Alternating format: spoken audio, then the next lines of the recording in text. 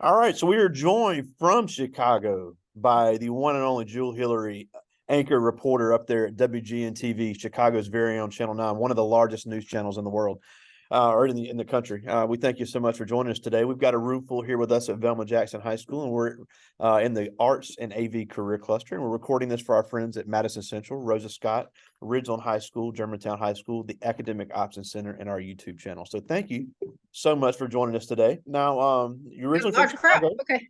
You're originally from Chicago. And you went to high school in Chicago, grew up in Chicago, went to the University of Illinois. So tell us how you got into being in television, because it's not just, not everybody can do it. Yeah. So it goes back to childhood. Both of my parents had a foundation in newspaper journalism, so print journalism. And so I think it was just always in me to like to write and be a pretty good writer.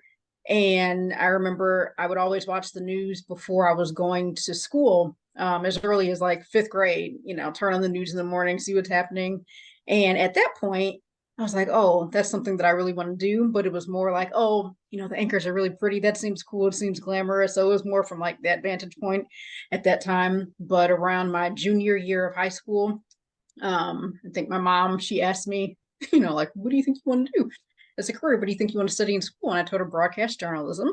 And so, I went to the University of Illinois, studied broadcast journalism, and learned once I started actually getting into what journalism is, that it is definitely more than a glamorous face on the television, but it's you really have the opportunity to make an impact in people's lives. You have the chance to be the voice for many people that don't necessarily would not have that voice if it wasn't for the means of journalism, television, whether it be TV or print or radio.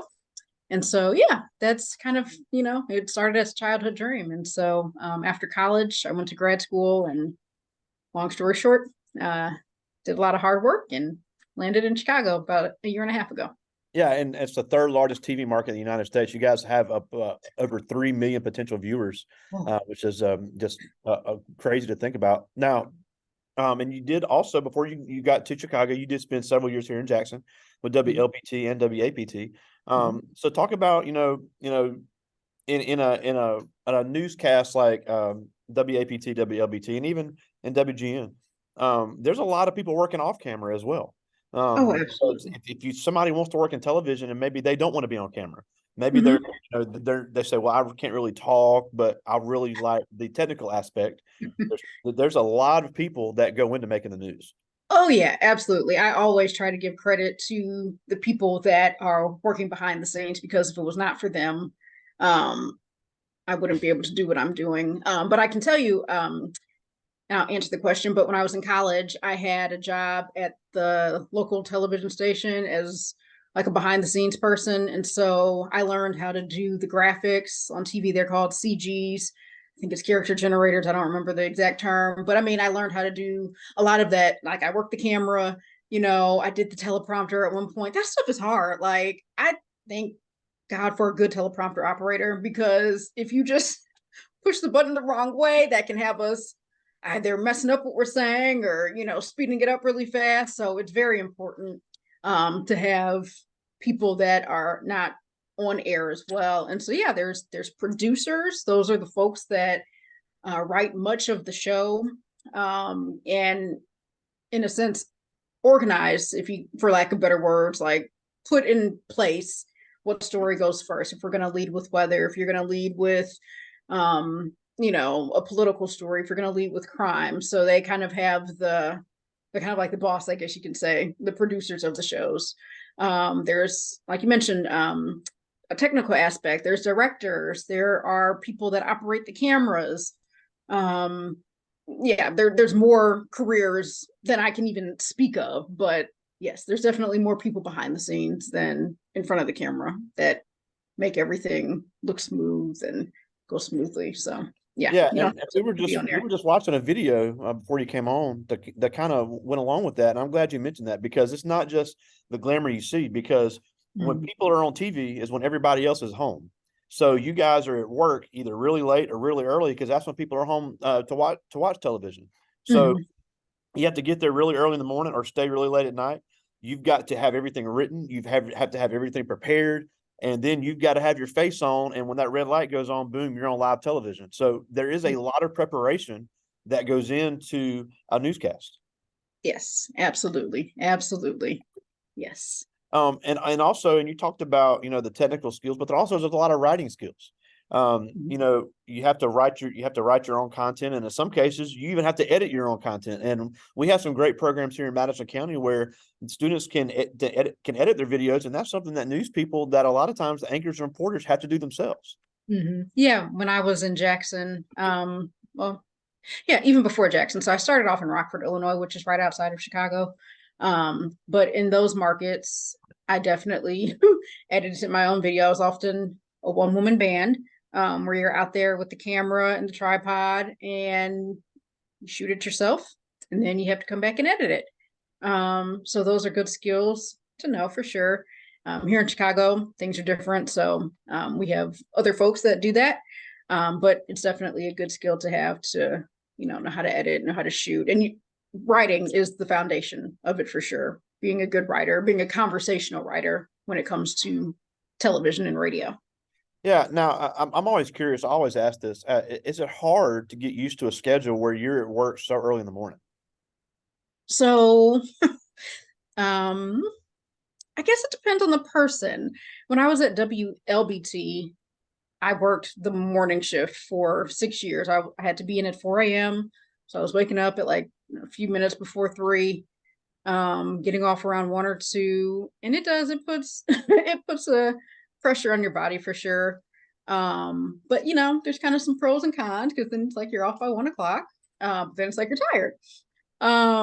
So yeah, I think it depends on the person. Some people are morning people. I'm definitely not. I'm a morning person, but not that early, ideally. At WGN, I work night side, so I don't go in until 1 o'clock. And I'm not on, I mean, I'm on until about 10:30. So I like that better. Ideally, it'd be nice to have like a 9 to 6 shift would be something to look forward to. But yeah, I think it just depends on everybody and kind of what they prefer and their family schedule. Oh, absolutely.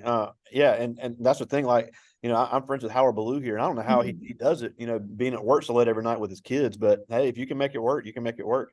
Now, Mhm. something else we were talking about before you came on is the importance of knowing your audience, because obviously, the more people watch, the easier it is to keep a job in the news industry. So, how do you decide what you're going to cover, and what would make a good story?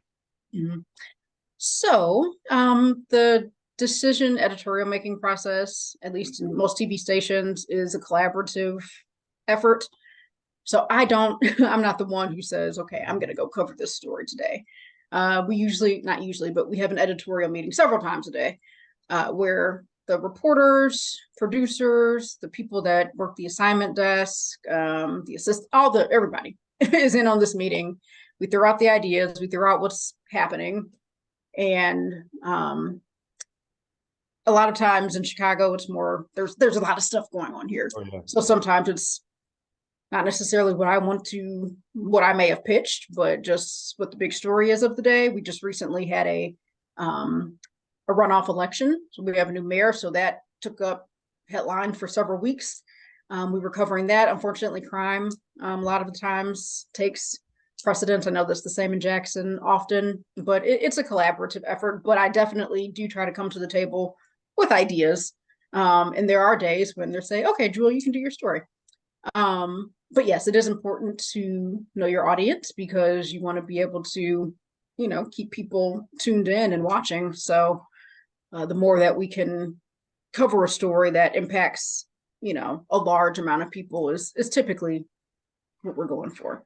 Yeah, and the crazy thing is, you have to cover the facts, you have to let people know the information, but at the end of the day, it is a television show, so they have to feel that connection and see your personality coming through, because they can say, I can get information anywhere. If I'm going to spend 30 minutes watching a newscast, I want to at least have some type of personal connection with the anchor and the reporter. So how do you balance that? Because obviously that is a very tough skill to master. Mhm.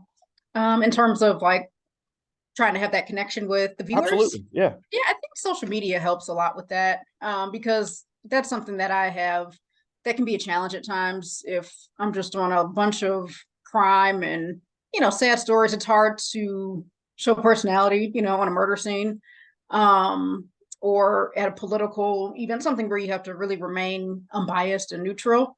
So that's where social media, I think, comes into play, and you get a lot of connection with people there where, like, I feel like I know some of the people, that follow me on social media, and I think it's vice versa. But yeah, and then there's some, excuse me, when you're anchoring, you have a little bit more opportunity, I think, to kind of inject your personality into the newscast and, show a little bit more of who you are versus, again, if you're just covering a lot of hard news. Yeah, and you mentioned something there that I wanted to talk about, because you said you have to remain unbiased. When you're reporting the news, you have to always remember you could have people of all kind of beliefs watching you. It really is a job for the public for their information. So if you're interviewing someone or you're covering a story, how hard is it to remain unbiased and just give people the information and then let them decide their own opinion on the facts that have occurred? Um, I'll say I don't think anyone can ever remain completely unbiased, because we're humans.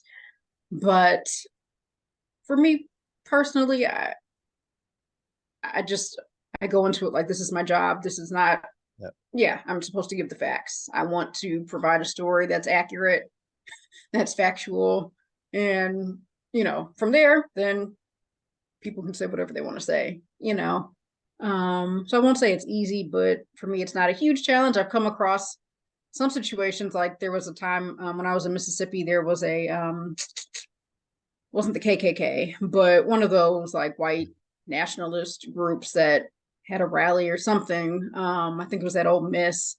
And I was like, my goodness, why would they send? Why would they send me? But I went, talked to the people, and that was a situation where my manager was like, you don't have to talk to the organizers, but I'm like, well, I got to at least try, because I'm presenting. How do I tell a good story if I don't try? And so they talked to me, and it personally, I had to keep my personal opinions obviously to myself and inside, but I didn't show anyone that this is a challenge, but it's part of the job. So Absolutely, man. I thought that had to be weird.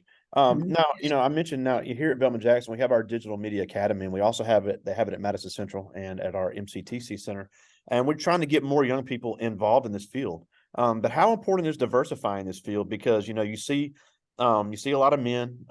You see a good amount of women. I know Jackie Bang's been up there in WGN forever. But how important is, what steps have been taken to diversify this field for more women and more minorities? Because obviously the people giving the news need to reflect the people watching the news. So what are some things that you've seen to diversify this field? That's a great question. So there's I'm part of an organization called the National Association of Black Journalists. Yep, they had a symposium here in Jackson this past week. Yeah, I hate that I missed it. But that's really, and then there's others too. There's an organization that works primarily with Latino journalists, and then Native Americans, and one for the Asian community as well. But I think those organizations, news affiliates, I feel like they do make an effort to go to those conferences and meet journalists of color, to try, not just of color, but like you said, women as well, to help diversify their fields. But no, it is very important. It's not just important for representation to be seen on television, but also behind the scenes. So like I mentioned, the people who are producers, they're doing a lot of the writing. And like we just talked about, bias is natural, regardless of what you do. So there's situations where something might be written a certain way, and it's like, okay, if we had more, whether it be women, or whether it be people who might be of the Muslim faith, we need a variety, more of a variety in general, to help present more newscasts that I don't want to say go against the grain, but that just offer more perspective. And you can only do that when you have people that come from different backgrounds and different cultures. And so that's very important. And I think that more can be done. But those organizations that I mentioned, I believe that TV stations, they do make an effort to, try to go to those conferences and meet with journalists. Yeah, and this is also a great field if somebody wants to live in a different city. This is one of the most portable fields there is. So I know you're back in your hometown, but you spent 11 years here in Jackson. We had people here in Jackson from California, and so it really is one of the most portable fields, even if it's for a short time, to see a different part of the country. Oh yeah, absolutely. I can say I never thought I would be in Mississippi ever. But yeah, I was definitely blessed to be there. I consider it my second home now.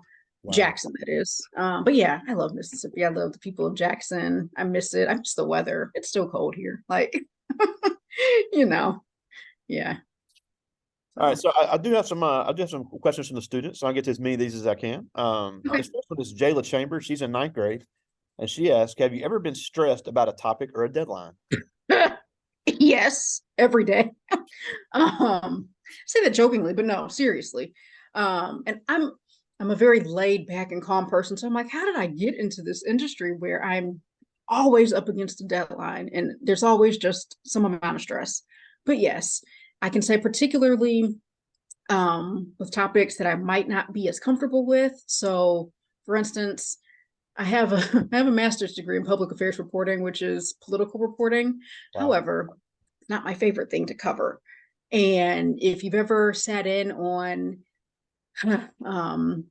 a legislative meeting, at the Capitol or a board meeting, sometimes it's just like they're talking Greek, and so it's my job to turn Greek into English and English at a level where we can all understand it, right? So yes, to answer her question, I'm constantly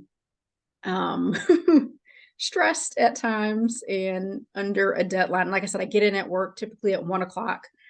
I often have to have a story on by 4.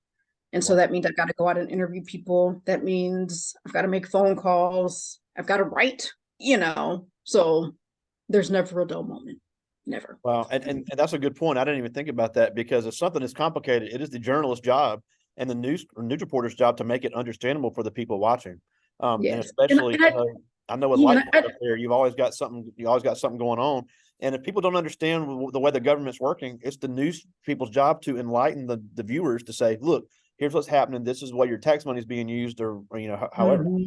Yeah. And I take that very seriously. So I really wish we had more time sometimes, but I'm like, okay, I've just got to, again, accuracy is first and foremost. So got to make sure I got the facts straight and then do my best to present it in a way that makes sense. Absolutely. This is Michaela Davis. She's in 11th grade, and she asks, obviously you have a lot of deadlines. So how do you manage your time? At this point, I kind of have a rhythm. I know what it's I usually am working right up until the time that I know I need to have something submitted by. So it's being very focused. Again, like I try to make an effort to keep up with the stories that are continually like happening in trials and just big things going on, because there's often times when it's like, okay, I get an assignment, I'm like, oh my gosh, I didn't like I don't have time to research it completely. Sometimes I just have to, but typically I'm driving with my photographer, so I use that time. I have we'll have a laptop, we can get onto the internet, and I use that time to kind of fact check, look at old stories, make phone calls, but I'm constantly moving. Say I have a deadline at 5:00, I try to have my story ready for my photographer to edit.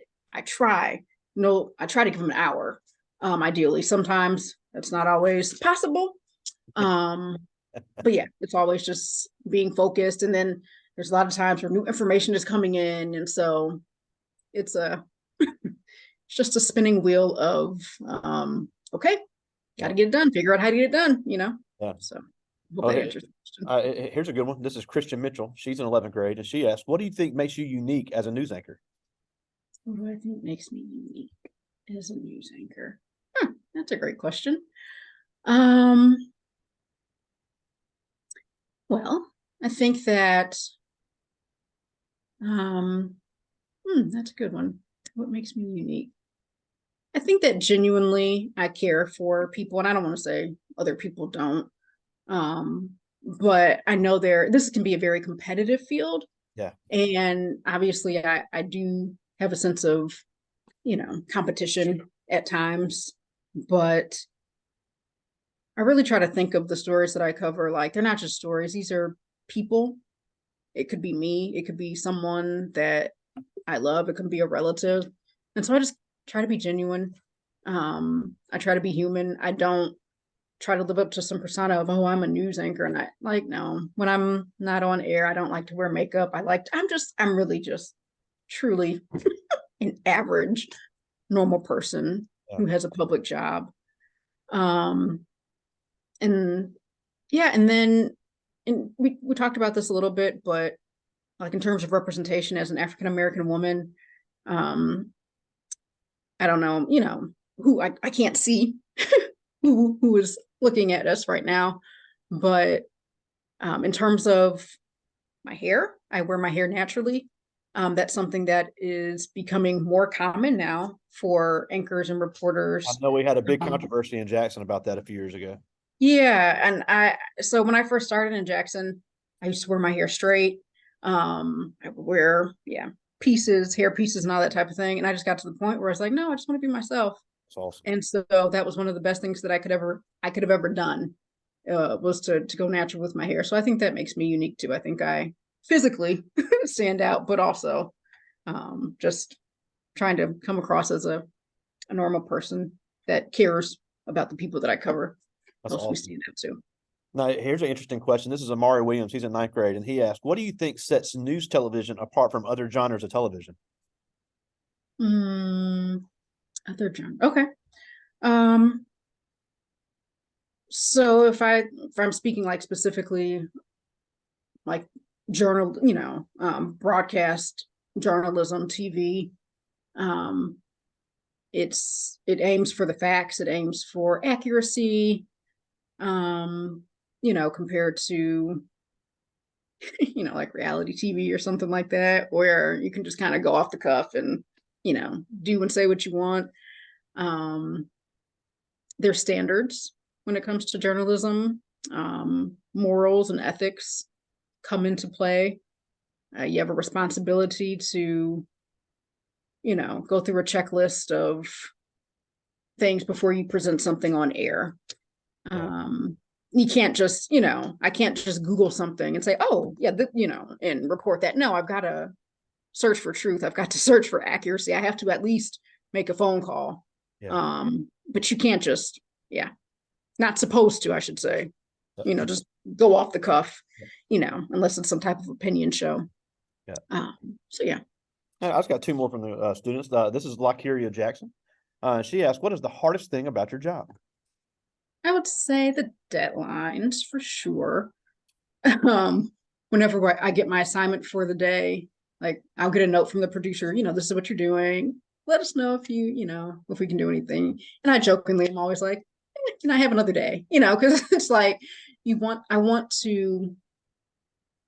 really want to serve the people in the stories that I'm covering.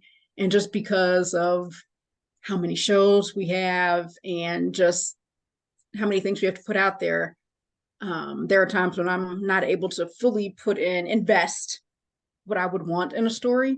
And so I have to sacrifice, I guess, some of that perfectionism to say, okay, I've just got to get an accurate story out there.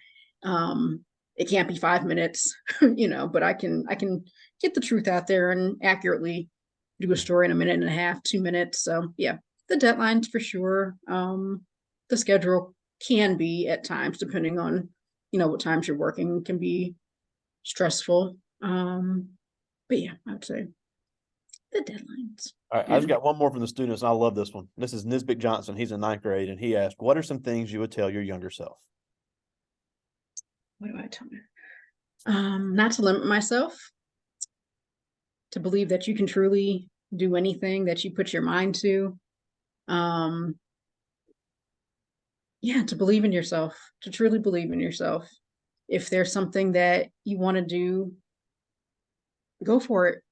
You know, the sky is the limit. I know that seems really simple, but truly don't limit yourself, regardless of where you come from, how you've grown up.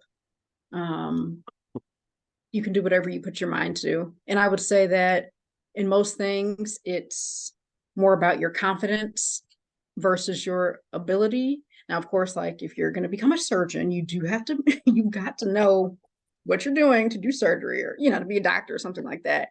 But at least for my profession, it's confidence. A lot of it is confidence and knowing what I'm talking about as well. But even in school, like you all will be going to college soon. Just believe in yourself. Trust that you can do it. Don't focus on being perfect. Go after something that you're passionate about, something that is really near and dear to your heart. I think that's what I would say. Yeah, well, we're almost out of time, and we thank you so much for taking some time for us today. But before we go, we're a rural all Black community in Mississippi, and you've spent some time You're in in Canton, right? Is that We're in Camden, past Canton. We're okay, I've got some people. I have some friends that live in Camden. Awesome. Yeah, we're up in the woods here. But again, it's important to see what's possible. So why should these young people think about getting into the broadcast industry? Because like you said, there's a huge need to diversify, and a huge need to let the viewers see people that look like them reporting the things that affect them. Yeah, and there you go, right there. If there are not people of color on the news or in charge of the stories that are being presented, then we get a limited view of what the world really is. And I think that when people see people that look like them, it encourages me. It can encourage you to say, oh, I can do that too, or I matter, and if you come from a certain neighborhood, you might present the news in that neighborhood different than someone who is an outsider, because the people, the heart of the community. And so much in news we just see, I hate it, just a lot of crime, a lot of shootings in predominantly Black and brown communities. And it's just like, I think when people see that, even if like you're not from Chicago, but you see what's going on in Chicago, it paints a picture of, oh my gosh, like that place is horrible, but no, it's just, those are some of the things going on, but there's so much good there too. And so I think it takes people who actually come from those communities, who actually have a heart, to like be like, okay, that's happening. That's happening everywhere though, but there's so much good that's coming from these communities too. And so we can only do that with people that represent those neighborhoods and in those communities. Well, that's awesome. And again, we thank you so much for joining us. But before we go, tell us where we can find you online and watch you on WGN.com. Okay. Yeah. So our app is, I think it's you just go to your phone. You have an iPhone, the WGN app, and then online, WGNTV.com. I'm also on social media, Jewell Hillery on Facebook. I know young people aren't on Facebook anymore, but I'm also on Instagram, Jazzy Jewelsy on Instagram. I need to get better on Twitter, but I think I'm Jay Hillery on Twitter. But yeah, you can catch me in those places. I'm usually on air Wednesday, Thursday, Friday, and Saturday in the evenings. So yeah, if you go to the website, you can just go down to the live button and watch live, or you can go, if you Google my name on the WGN website and you click it, that may have been how you saw my stories, actually, I'm not sure, but yeah, all my new stories are under my bio on the WGN page. So yeah, and again, really cool, great social media follow, and just doing so many great things up there in Chicago. We thank you so much for taking some time out of your schedule this morning.